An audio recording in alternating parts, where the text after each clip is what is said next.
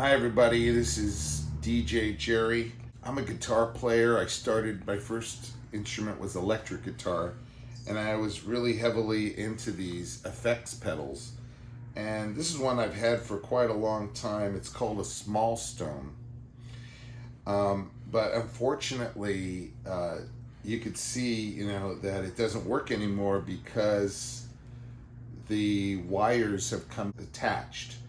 Now, I just saw another wire became detached. So what I'm gonna have to do is I'm gonna have to crimp these two pieces here. I gotta strip down the plastic on the side so I can expose the inside wires, and then I have a soldering iron over here, and I'm going to solder it back in so that they can be used. Otherwise, this is pretty much useless.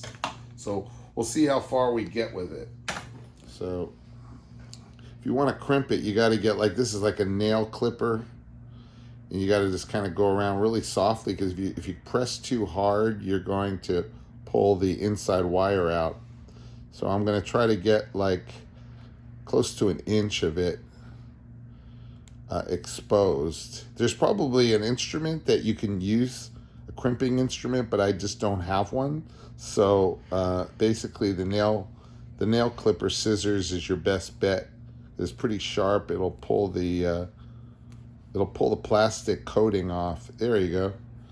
I probably pulled some of the you can just see a couple strands of the inside wiring there. It might be enough to actually solder it. I'm going to try the same thing with the black wire here. Just kind of go around, squeeze it a little bit, see if I can detach the coating of it without taking out too much of the inside wiring. Sometimes you have to give it a couple tries, if you're not successful. But I wasn't expecting to do both because the red wire was attached, but it looked like it was going to come off soon. And we'll see.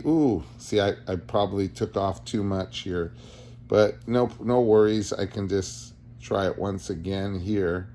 See if I can take this coating off, which it looks like I was successful this time. And voila, there it is. So I learned how to solder from somebody who worked in Radio Shack. I don't think they have those stores anymore, but they used to be the place where you would go to learn about electronics. So the guy working there sold me the soldering iron. This is the metal that you got to melt down and try to connect the wire with it. So wish me luck on that. I've plugged the soldering iron in, and let's see. This is kind of a little bit on the challenging side here, but I'm just going to kind of hook it over. Okay, so I'm melting some of this on there, and here it is. Making a little coating of it so it'll stay on.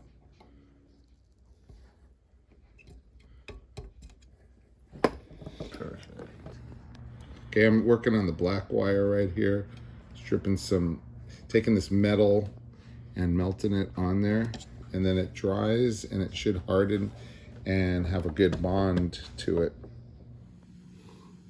Okay, right now we had to move the black wire to this location because I think it wasn't in the right port.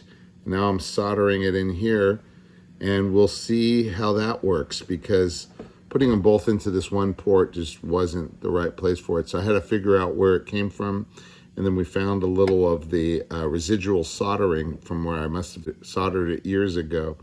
So we'll give it a try, see if it works, see what happens.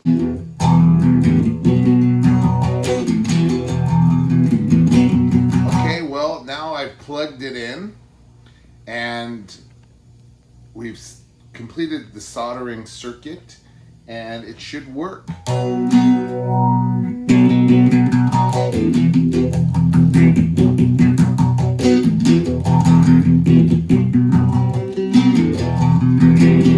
We just saved this one from the small stone from the trash heap. This is actually a really hard to find collector's item effects pedal.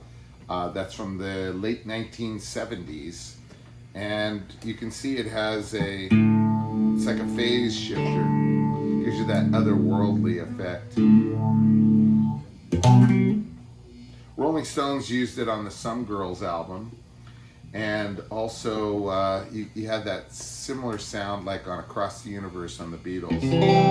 Images of broken light which dance before me like a million stars. They could call me